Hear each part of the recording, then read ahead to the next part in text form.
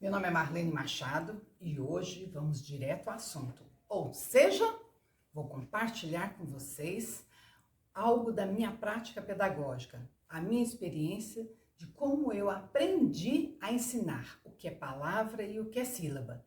E atenção, eu aprendi com os meus alunos. Aproveita, curte esse vídeo, dá um like, me segue no Instagram e inscreve no canal do YouTube. Em 1999, eu trabalhei com uma turma numa escola de educação especial. Essa era uma turma de alfabetização e a maioria dos alunos tinham entre 12, 15, 16 anos e todos eles tinham uma deficiência mental associada a mais uma outra deficiência, seja física, sensorial, alguns com autismo ou questões de saúde mental.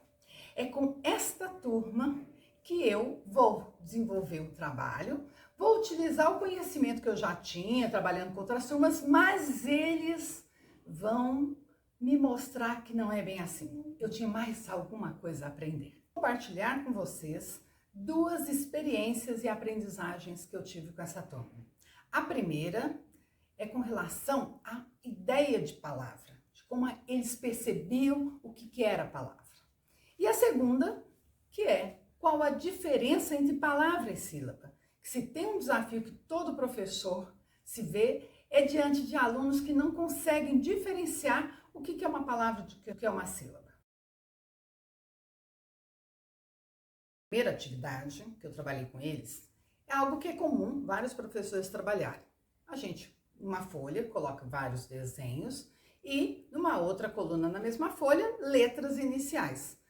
A gente dá para a turma toda, cada aluno recebe o seu, recorta, porém, na folha isso está misturado. E eles vão ter que fazer o quê? Associar cada desenho com a sua letra inicial. Como eu falei com vocês, toda atividade que eu vou compartilhar é para ser feita com a turma toda. Então, o que eu sempre faço? Eu sempre trago para o quadro comigo algum aluno que tem maior dificuldade, ou aluno que tem uma dificuldade de se organizar diante do grupo. Um aluno, por exemplo, com autismo, às vezes é interessante ele ficar junto, ajudando. Porque se ele ficar no meio das crianças, o que acontece? Os alunos falam muito, se agitam, e isso pode deixá-lo mais agitado, né? Mas bem, então vocês vão ver na turma de vocês qual é o aluno que é interessante. Então, o que eu fazia? Eu dava um desenho, por exemplo, de uma janela. E aí, eles tinham lá nas fichinhas deles também o desenho da janela. Então, eles colavam no caderno deles e depois eles pegavam a letra e tinham que também colar a letra correspondente. Na folha deles, os desenhos e as letras eram proporcionais do caderno. E aqui comigo eu fazia sempre algo maior para que todo mundo tivesse como referência.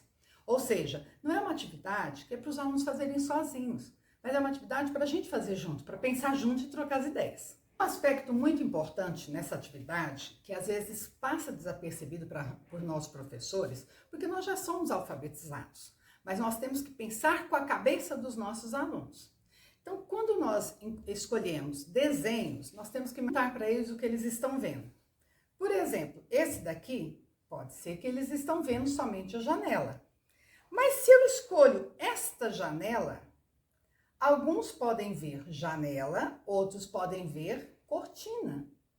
Então, eu não posso considerar que somente a palavra janela vai ser trabalhada com esse desenho. Porque se o aluno estiver enxergando, vendo aqui, o que estiver destacando nesse desenho, nessa imagem, é a cortina, ele vai procurar a letra C e não a letra J. Por isso que é interessante. O desenho que eu escolho, eu tenho que pensar como eu vou abordá-lo.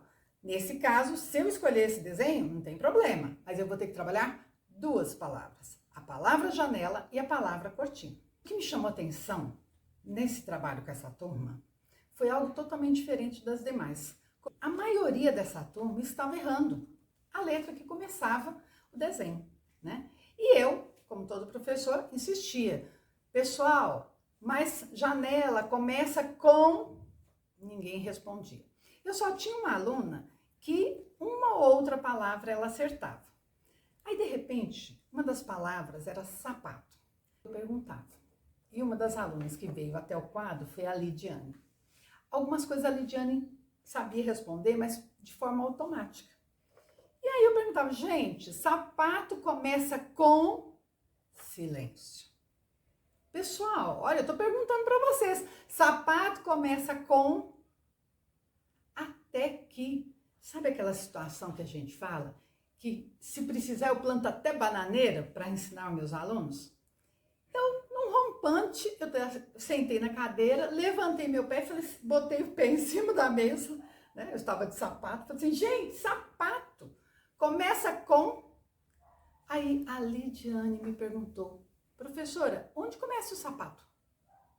Oh, gente, sapato não começa com nada. A palavra sapato começa com S. E ali naquele momento, eu percebi algo que era tão óbvio que eu esqueci de ensinar. Aí eu virei para eles e falei assim, não, gente, a palavra sapato começa com a letra... Todo mundo respondeu, S. Então essa foi a primeira aprendizagem.